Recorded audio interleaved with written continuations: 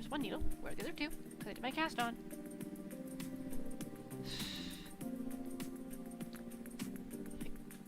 Ha! Success! Alright, there we are. So yeah, no, otherwise I'm doing okay.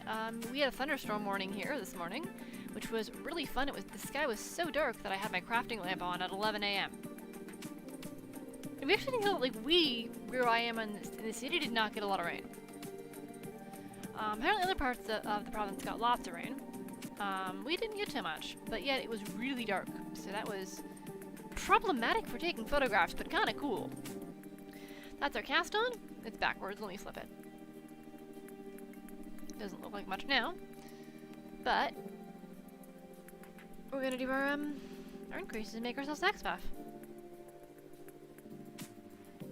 2, 4, 6, 8, 10. I did not do my increase stitches at the start of that round, so let's fix that. 6, 8. Okay. Counting stitches again. 2, 4, 6, 8, 9, 10, 11. Cool. So this should be 12 stitches if I've done my math properly. Yes, I have. Yay! Okay. So, yeah.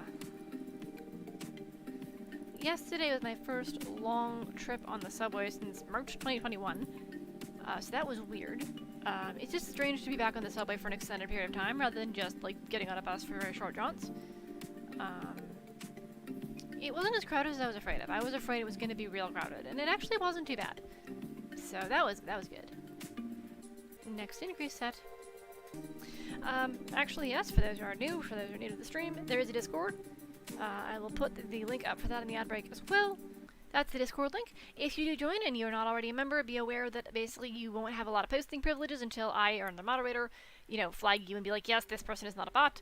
That is intentional because bots and spammers. And after that, you'll have access to pretty much all of the channels.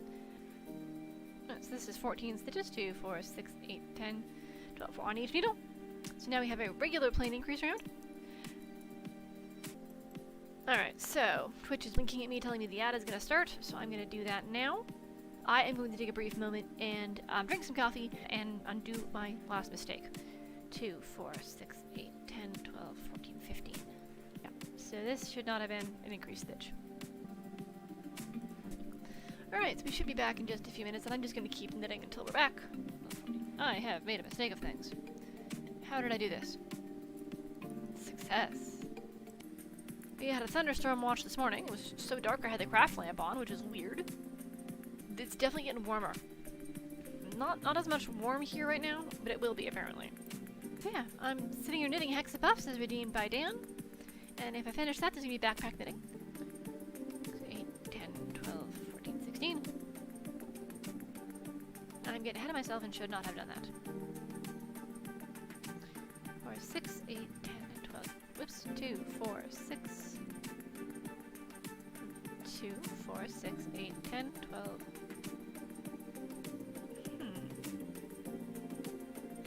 I think I put an increase row in too early. But yeah, I'm doing okay. I am hopefully do not melt in the heat, because that is, like I said, that is very, whoopsies. It is very not fun and very ill-advised. Please do not melt. Though all I can think of now is the Wicked Witch of the West, Wizard of Oz. I'm melting! That's all I can think of now.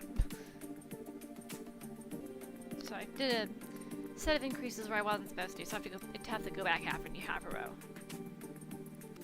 Because there's a couple UK magazines that I've liked working with, but if it's going to be $60 to ship something to them, that's just not, it's not worth it.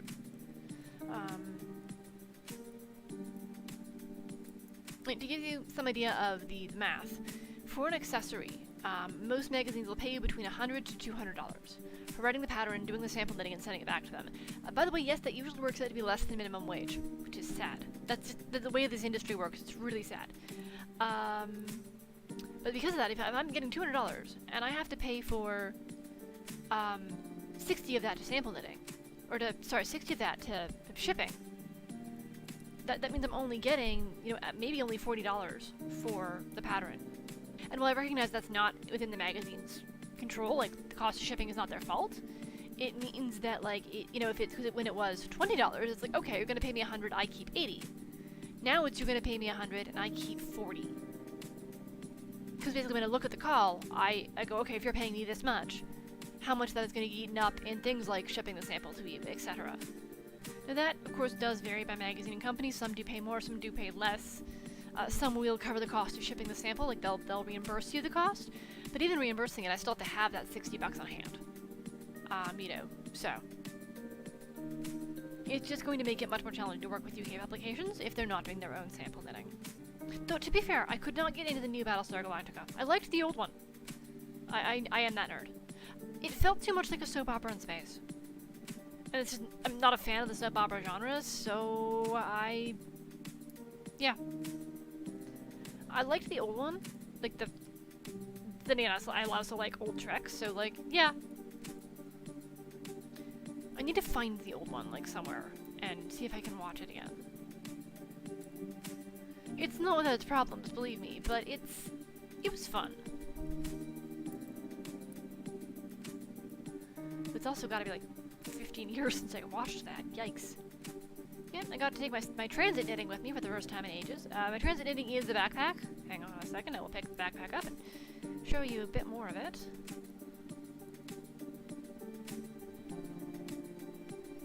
So for those who have not seen this, this is the Lego. This is the lace backpack I've been working on.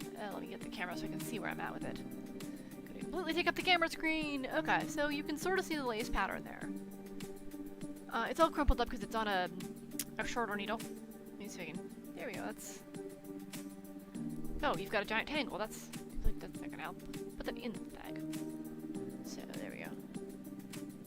So it's cables and lace, and this is the body of a backpack. Yeah, let's put that up there for a little longer to see. See, if this is gonna be the main body of a backpack, it's gonna be kind of stretchy. It's gonna be like a slouchy backpack. It's gonna have a drawstring and then a front flap, and then here where there's these bands of. There's these spots here, I don't know if you can see because it's going to be crumpy, where there's no cables, it's just the reverse stocking stitch all through here. That's the back of the pocket. So the idea is you can get a side pocket that you can put like your water bottle or something like that in. But yeah, so that's my transit knitting when I had to go and get on the subway yesterday. And the thing is, because I'm going to switch back and pick this up again, because apparently ADHD storytelling, because the bag is actually, the bag is actually a bag now, like so. The yarn is actually all inside, so it's actually really convenient for, like, taking on the subway, because I don't need anything else. Old BSG is campy as anything. It is that, like, I don't know what you want to call it. When was it? I'm Googling when it was released. 1978 is what Wikipedia says. Old Battlestar definitely has that 70s-ish science fiction feel to it. It's like a lot of old media, it's problematic in some places. But I watched it, no, this was like ages ago, and did enjoy it. So, yeah. I picked up the wrong project. Wow, hello brain, I should be knitting Hexipuffs, not a backpack. The backpack is for when I finish this. 2, 4, 6, 8, 9, 10, 12, 14, 16. So like I said, I may have to go see if I can find somewhere that's streaming the old Battlestar Galactica. 10, 12, 14, 16, 18. Cool. This is a standard non-increase row. So the way Hexipuffs work, at least in this variation of them, is you basically knit around, and then you increase one stitch at the end of every needle, and then you knit around, and so on and so forth, so you get to the size you want. And then you decrease, and then knit around, then decrease, and knit around, until you get back down to the same number of stitches you started with. This version is start with 10 stitches, increase every other row to 20 stitches, decrease every other row back to 10 stitches. You can find a whole bunch of variations on these Hexipuffs, and you can actually scale them and make them bigger or smaller. And you can either do that by adjusting the tension, or you can do that by literally putting more stitches on the needles. Alright, so this is the next, now we're on to our next increase row. I had my train of thought, and then I started trying to knit and I got distracted. 2, 4, 6, 8, 10, 12, 14, 16, 18, 19. 2, 4, 6, 8, 10, 14, 16, 18, 20. Okay, so this is an increase row. Cool. So I'm going to take a quick break here as my ad thing is blinking at me, because we are now down to, because we're basically at the point where we're going to start decreasing. So we've got a few minutes of a break because I've actually set that. The Twitch blinks me to tell me that. So yeah, like I said, I'll be back in a few minutes. I'm going to eat myself some more coffee. I'm going to stretch my legs. So now's your chance to do that as well. I return with Cat. I actually did manage to carry both Cat and Coffee. He is a monster of a black cat. Come here, can you... Yes, are you going to eat my face? You're going to think about eating my face. There we go. That's better. I might even be able to do this. Let's zoom the camera in a little bit. This is a digital zoom, not an actual zoom. There we go. Now you can see the cat a little better too. Hi. You going to eat my face? You're thinking about it. You're definitely thinking about it. You're definitely thinking about eating my face. He is a ridiculous cat. Very much a snuggle bug with me and roommate. Less so other people. He is still very nervous around strangers. His favorite thing is to just ever so gently like love nibble the chin. I don't know why. I have no idea why. He's purring, by the way. He's purring quite madly. He lets us pet his stomach, which is also amazing, because he's a former street stray, so for him to be this trusting is so surprising. Hello! You're gonna eat my nose, aren't you? You're thinking about it. I'm actually quite proud of myself. I carried both Giant Cat and my mug of coffee out from the kitchen. You're gonna settle beside? Yeah, you're gonna settle beside the computer. Okay, you can do that. But you are, however, Cat, you have managed to get your paws wrapped around the Hexipuff yarn? Okay, there we go. Since it's on Hexipuffs, other plans for sort of what's coming up on the knitting front. I have a commission knit that I will be doing on stream. The person has given me permission to, my customer has given me permission that I can broadcast it. That is the point. If you do a commission, I will ask you whether I can like share that commission on social media or if you want it kept quiet. Because of course, like let's say it's a birthday for somebody in the art community, you may not want to broadcast. And this person has said, yeah, go ahead and put it on stream. So I will. And the other thing is that I have some beautiful yarn. It's over on the top end of the shelf. I'd get it for you. They'll become a second pair of brickwork socks thanks to actually the wonderful folks at KnitPicks. They sent me their yarn. And I have to get a start on those. They actually sent me a lot of their yarn. They sent me 2 packages of it. So the second one will be held. The second package will be held for either a second sample or just for something else really cool. They basically said don't bother returning it because the shipping tassel is just not worth it. That's sort of the plan in progress. I've also got one more magazine project. Well, it's not a magazine project. Okay, let me backtrack and explain that. I had a project I knit up as a sample for a magazine. However, it was kind of messy, so I sent it to the swatch and then realized that I had misjudged part of my grading. So I had the swatch photograph for the submission to the magazine, but I did have to unravel, I had to unravel and insert again, because I realized that I made a mess when I was working up the swatch and the first initial sample, that I had made a mistake on a part of my grading, which is my sizing. So I fixed that, but then I had to redo it. So that's the pattern where I'm going to keep working on that, because that's something that can be submitted to more other magazines, and specifically, actually, a Knitty. So Knitty magazine, which if many of you know, and if those who don't, I'll drop a link, because they're an amazing resource. Yes, please. Knitty magazine is amazing. I am amazed by their work. And Knitty magazine is a wonderful piece of work. They are amazing, good people. And the thing with Knitty is that they've been around for ages in internet time, but also that what they do is they pay the designers and then it's free, which is actually a great way if a designer wants to make free patterns and steal some money from it. The other thing with Knitty is that they are, when you submit to Knitty, the rule is you can't have ever shown the pattern, ever. So, anything you're going to submit to Knitty, at least in my case, is limited to something that I worked up kind of quote-unquote in secret for a magazine, even if it wasn't accepted for a submission. So I've got a pattern that I was working on for the submission, and then the thing is, I have enough yarn for a full sample, for me anyway. And so I will make that full sample project, and then I'll keep it either to self-publish it, or to see if I can get it published with Knitty magazine, because since with Knitty you do the photography as well. So basically you submit the pattern and finish photography. Because of that, basically I do the photo shoot for it, and then I'll see if Knitty magazine wants it. And then if not, I'll get it tested and self-published. But because I can have that option, I'm not going to display it publicly, which is probably a really roundabout way of saying things. I hope that makes sense. If it doesn't, please let me know, because I realized it got really badly there. So TDLR, Knitty magazine doesn't allow you, if it's been published anywhere on the internet, like a picture, they don't want it as a submission. They want to keep it completely confidential.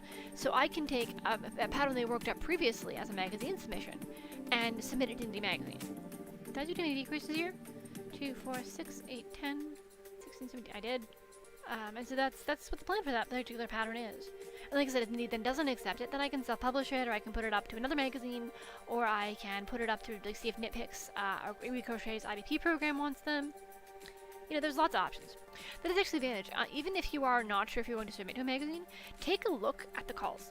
Go into, like, if your Ravelry is okay for you to use, go there. So I like Knitting keeps a Facebook group for their designers.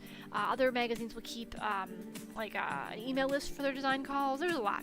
And get on those. Like, seriously, get on those. One of the best places to check, if you can, is the Ravelry designer and budding designers forums. But if you can't, let me know if there's a magazine you really want to submit to. I can see if they've got an email call. Or also Google the magazine itself and see if they have, like, a section on their website for calls for submissions. And just get on that email list, get on that RSS feed, whatever it is. Because the thing is, they're going to usually send you a theme. And so the thing is, you want to be on that theme because that theme might make, like, as a designer, you might think, oh, I'm going to make something I haven't made before. And that's why I say get on those calls. Because the thing is, some of my patterns have come from, like, this was originally a knitting magazine theme that I, submitted to. They didn't take me because knitting magazines don't take a lot of people. But now I have this pattern that I otherwise would not have thought of. If you leave me to my own creative devices, I work by color and by yarn. But if you, drop basically almost a project in front of me and say, you have to design to this theme, it really makes me sort of go, oh, okay, now how do I do that? And opens up sort of a little bit of what I would design with. But yes, if you are thinking of designing, I strongly recommend going designing with other magazines and publications. The other advantage that has, and check your contract, but what you can do is that magazine will keep the pattern for a year, 6 months, 2 years, whatever their timing is, and then after that you can publish it. And especially if the magazine paid for the tech editing, that saves you a lot of money. Some of them will have, like, some clauses about this stuff, but it's still worth it, at least for me. If you look at it and you can go, okay, I'm going to make up some rough numbers here. If you look at that and go, okay, they're paying me $100, and I'll make more than $100 if I launch my own, then maybe it's not worth it. But I do not make $100 on a pattern launch. I don't. That does not happen. I know there are some designers who say that does. That is not me. And maybe that's because I'm not as good a marketer or something, but whatever the reason is, that's not me. So instead, if I can find a magazine that's willing to do that initial launch for me, and they'll pay me $100, $200, $300 for it, great. And then, 6 months, a year later, I can come back and drop the pattern then on my website and whatnot. Sure. There are a few quirks and exceptions. So the first thing is if that pattern's going to remain free. I believe after like 6 months worth of pattern being up on Knitty, then you can self-publish. I think that's what their contract is, because it's on their website. Design or write for Knitty. Here we go. Instead of guessing, why don't I check the website? What a concept. Come on. This is their sub-guide, which I'll put in this link in the chat as well. Reminder, Knitty submissions must be new. After the following issue is published, 3 months later, you may do whatever you wish with your work, including self-publishing or submitting it to other publications.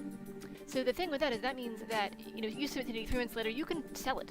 The problem is that if you're trying to, let's say, sell it on Ravelry, and it's also for free on Knitty, you're not going to get a lot of customers. Not unless, let's say, you have something like, well, the version on Knitty is one size, and the paid version you went through made other sizes. So, because of that, you've got to be mindful. Whenever you put the pattern up, or it was originally for free, it'll be very difficult to sell that pattern now. If wherever you put the pattern up is like a magazine and it's not free, for example, I've got a pattern in Interweave Knits, then the only way to get that pattern is to either be an Interweave Plus member or to have bought the magazine or buy the digital download. Well, then yeah, because unfortunately I don't make any money off the Interweave digital download.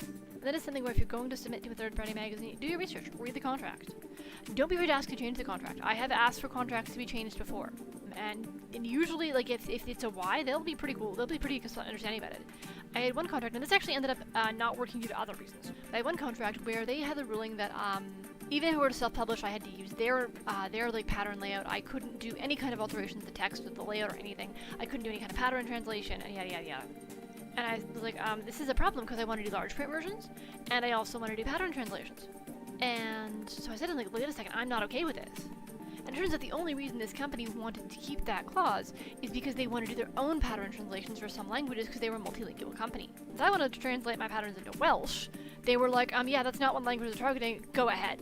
So basically we changed the contract to I will not get my patterns translated into X, Y, and Z languages. That was the new clause, and that I would only make alterations for the purposes of accessibility, aka large print version, and that's fine. Depending on what their contracts are, you can absolutely negotiate them. People think you can't. You absolutely can. If you've submitted to a magazine and you're like, I submitted this 8-foot square lace thing that was 4,000 yards, and you're paying me only like X amount for it, you could absolutely try and be like, hey, listen, I submitted something way outside like the usual, size or complexity. I think this deserves more money.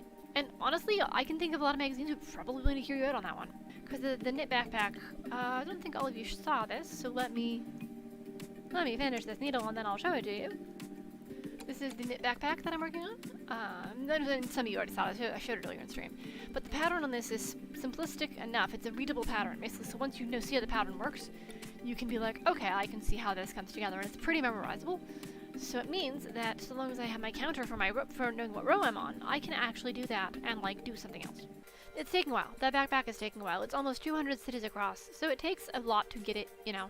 Each row takes a while. I have been knitting on it just during like presentations and Zoom calls and all that stuff. Again, it's also my transit knitting, and it's because it is a memorizable pattern. There's only a few spots where I can't easily put it down, like in the middle of the cable. I've been working on it while I play video games because I just grab it for like loading screens or cutscenes and stuff. Alright, it is starting to get kind of dim here, so I'm gonna grab my craft light. But I'll do that on the next break because it's coming up very soon. I actually like when someone commissions off a pattern I've already made. It's not a requirement by any means, but I do enjoy it, and the advantage of it is that means that I can usually test another size. So that's usually when I get, if no one else has made it on like Ravelry or on the social medias, I can be like, okay, so this is how I can see how this size works. Which is really quite great as a method for me of getting feedback on the pattern. Now that is not required, by the way. If you come to me and you're like, I want you to make me this pattern, I can do that for the most part. There's a few exceptions. I have to have a legal copy of the pattern. Unfortunately, due to how copyright works, if you want me to commission something, you cannot simply just hand me a photocopy. Now, what you can do is loan me the book. That is a legal gray area, but that's one where I would be willing to consider it. I would be like, yeah, if you can loan me the pattern book that it's in. That one would work. The other option, if it's a pattern that's available online and that the designer is okay with commissions. The reason for that is because some designers are not. There was a big thing a few years ago in the knitting world about how dare you make things off of my pattern to sell. That was a big stink for some people, and it still is for some designers. That seems to have mostly kind of fallen out of the concern, but there are still some designers who are concerned about it, and so I need to make sure that whichever designer I am commissioning from for the pattern is okay with their patterns being used on commission. If it's a book, it's a lot less, because it's much harder to find a designer, unless like it's a book by one designer. But if it's like one of those knitting compilation books, very often the designers are much harder to credit, and the usage is much more gray. But if it's a digital download, they can say outright, like, I don't want this used in commissions. It's a difference in case use, basically. I don't understand all of it, and I'm not a lawyer by any means. But that's one of the things about commissioning. If you're commissioning something other than my own patterns, I have to make sure that that particular, whoever the designer of the pattern you're asking me to make, is okay with it being made and sold. And if people are looking for pattern designs and they don't like any of mine, I will point them to specific designers who I know that's not an issue with. But that is just something to be aware of commissions, that you can't simply just be like, here's a photocopy, make this. That becomes a copyright issue. So we are coming up to our next break. I'm going to see if I can, I'm not going to finish the needle before that thing goes. So as I said, we're coming up on the next break. Now's your chance to get some coffee, grab yourself a drink, pet the kitty cat, snuggle the puppy, do what you need to do. I am almost done here. We're working on the last little batch, then I'll stuff this, sew it, and that's probably going to be it because I have errands to do tonight. We'll see how that goes. So hello everybody, welcome back. So I realized that, well, I was going to go over to the Discord and drop the 200 Knitters Guild info. We didn't have an events channel. Now there is an events channel in the Discord. So if there's an event near you want to share, toss it up in there. Please give us a note like where it is in the world. Is it virtual? How do you access it? Because that's always important. So we are just going to finish this up. Also, there's another crafting lamp, but I wanted to make sure it wasn't shining into the camera and blinding you all. As I said, we're just finishing up this last little bit of the Hexipuff. Then I'll be grabbing some scrap yarn, stuffing it, and sewing it into place. So this is our Hexipuff before we bind it all off. So it's kind of flat. You've got this hollow here. Point note, stuff your Hexipuff before you try to bind it. I have at one point gotten ahead of myself, bound it off, and then went, whoops. So yeah, you want to stuff your Hexipuff before you bind it off. I have the scrap yarn bag, and I have the bag of and I dumped half the scrap yarn out all over the floor. One moment, please. Chaos ensues. In typical not thinking ADHD fashion, the rag rug and the scrap yarn are in a grocery bag from the same store, so I don't know which one is which on first quick glance. Do not recommend. Okay, so this is a tangle. So these tangles come from, sometimes yarn just gets tangled and I don't want to deal with it. Sometimes it's like a yarn just, yeah. Sometimes it's like old yarn ends, sometimes it's like tags of leftover projects, sometimes it is just like I left this out, the cats played with it and I cannot untangle this, so arg. That is one of the options in here. Sometimes it's something that tangled so badly on the Swift or on the skein that I just was like, I'm not dealing with this. So I would cut the tangle, wind up as much as I could and just ditch the rest. And that's all in here, as well as, like I said, scrap yarn and yarn ties from like skeins. Also just the ends that are not worth enough to do anything with. So yeah, we're gonna stuff this. This actually looks like a lot to go in here, but it's not. Well, it might be. It's literally just scooched in. Yeah, it does look a bit much. Some of that out. But this is a great way to recycle your scraps. Oh, Tangenting on that, do not put your scraps out for the birds. It actually is really bad for them because they'll eat them or they can swallow them, and it does. If you'll think, oh, they'll put them in their nest. No, do not do that. Like cats, if birds swallow yarn and it doesn't digest in their system, it can cause real problems. So do not put your scraps out for the birds. Use them for stuffing. If they're wool or cotton, they will actually decompose. Just make sure they're not mercurized cotton. It has to be non-superwash wool or non-mercurized cotton. But yep, so that will decompose in a garden. If it's acrylic, it's not going to decompose. Your best bet is something like this, like stuffing, that kind of thing. Depending on how long your scraps are, you can save them for darning, you can save them for professional cast-ons. There's lots of ways to use your scraps. So, and like a Hexipuff blanket, for example. The end goal of this particular blanket is that it's going to be a mattress topper / couch topper for when I get the bed couch. I have a test crocheting call up. So that is the Feather on the Wind mittens. These have been in the works for actually quite a while. They were started back in 2020, so they've been languishing for a while now, and they are finally in the process of testing. Yay! It took me long enough, and yeah, that's what we're doing today. Well, not today. We're doing that until July the 6th. I still need a bunch of testers. I mean, if you're worried about testing, as I've said to many people before, I run my tests pretty loose. So unless I'm testing and I have a deadline that's like a third-party deadline, I don't really if you need extra time to finish your test, just let me know. As someone who has like health issues myself, I totally get it. I don't want to gatekeep, like, no, you must finish. So just let me know what's going on. That's the only thing I ask. That, if something happens, and that something can be, oh crap, I forgot my kid had a school play this week. And so I'm not going to work on it this week because I ended up with, having to go to all these rehearsals. That's fine. I have a clause called life happens. Just so long as you let me know what's going on, that's not a problem. And I've got a lot of testers where they're going to just get back to me whenever they do manage to finish. Like, if it takes them much longer than, let's say, the deadline is, because, again, life happens. They were in the hospital. They had a baby. They, pick something. And they're like, yeah, I'm not going to finish for, months. Then I will close the test, but they can still keep in touch with me by email to be like, hey, I finished, and I'll do the feedback now. And that's totally fine. So, yeah, if you're thinking, oh, I don't have time to test it, if something comes up, that's fine. Don't worry about, hey, something went wrong. Please. Hexipuff! Where's my camera preview? I'm out of frame. There we go. We just finished this, and we're going to be sewing it in. Now for the sewing, I am going to switch over to the crafting stream, because it makes it or the crafting camera, because it makes it so much easier, because that's on a flat surface. Also, oh look, yarn bits. Can I coax the elusive shadow cat onto my lap? Come here. Come here, baby. Oh, it's a shadow kitten! She's not going to stay. She does... There. There. This is the elusive camera shy shadow kitten. You can see she is squirming. She doesn't really want to be held. She'll put up with it, but she's not thrilled. There. Do you want away? Yeah, we're squirming. She'll sit beside me, but she won't be on the camera, because she's stubborn like that. You want to play with knitting needles? I saw the little head. Crafting view. Go. Now, where is this one gonna go? Alright. So let's get this sewn in. We are going to first use this end. I'm out of frame a little bit, let's adjust that. So first we're going to use this pink end and sew up this side here.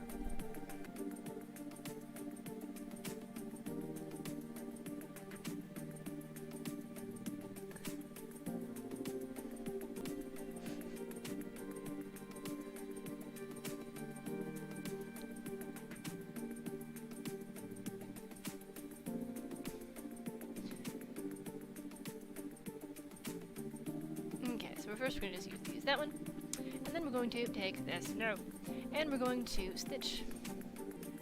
So we're going to use our end to stitch this various one in. We've got them, so we might as well use them. This may not have enough end, so actually I don't think this one is going to have enough end, so we're going to fasten this one off here. That's fine. So in order to fasten this off, we just slip it back down between a couple of rows. Okay. Then we pull it really, really super tight, feed it through, and pull. I need my scissors, which went somewhere. Did you steal my scissors, kitten? Hang on a second, must hunt for the scissors. One moment. Kitten, are you lying on the scissors? No, seriously, where did my scissors go? Are they under a cat? Let's see. Hi. You are not pleased about me checking under the cat. Oh, Squeak, you're fine. Ha ha ha, success. I got indignant squeaks for checking under the kitten. No, they were under the human, not the kitten. But hey, Alright, so now that we pulled all this all the way through, so what we're going to do is we're going to take this, we're going to pull. There. And I learned that trick from people who make amigurumi. That's how you can fasten stuff off, on the inside of an object and actually have it be not a problem. Let's do our last little bit of sewing then. So since I have this pink, what I'm going to do is I'm going to sew along this edge and this edge with the blue. And then I will sew along the far edge with the pink. I'm going to flip it, and we'll work the other way. That means I can use my ends, rather than I'm going to use any kind of new yarn. I'm actually pretty happy with it. Am I in frame for this? I am not. Let's bring this over just a time. Despite being a favorite sleeping spot of the cats, because they do need it a little bit, there's a few darned holes that need to be darned because cat. But for the most part, it's staying together pretty well. Though it needs to be a lot bigger, but that's okay. It will grow in time. Like I said, this is basically almost like basting. I am not being fancy with this. I thought it would join up with the purple one as well, but it's not, so that's okay. So we'll stick that there. And then I'll just sew they can sew this one in as well, so there'll be a spot for it there. Perfect. Then we're going to use this pink yarn to sew in the end of this.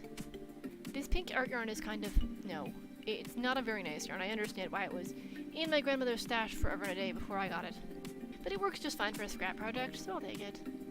And all this sewing is supposed to be quite loose, because the premise of it is that you can just cut out or remove a Hexipuff if it gets really damaged and sew another one back in. There we go. Cool. And that is now done. Okay, so now I'm going to put the scissors in the yarn bowl, which is where they normally live, so I don't lose them. And I'm going to put the backpack in the yarn bowl, along with the needle, and get an indignant little kitten flicking her tail at me. Alright, there we go. Blanket. Blanket! Alright, now, the other thing I want to do is I want to make very, very sure that I have retrieved my needles for the Hexipuff blanket after all that. Okay, so I'm just going to make very, very sure everything is away, because, you know, ADHD crafter. It's a kitty cat tail, that's not yarn. Let's put that over there for now. Oh, I startled the kitten. Yeah, I'm the same way. Like, mine is the smallest, so that's extra small on most mittens, and so I sized it to my own hand as well. I'm usually live Monday, Wednesday, Friday. That's where we're going to be going. We should be live this Friday. I'll be probably doing backpack knitting. Alright, folks, see you folks here next Friday, 4 p.m. Eastern Time.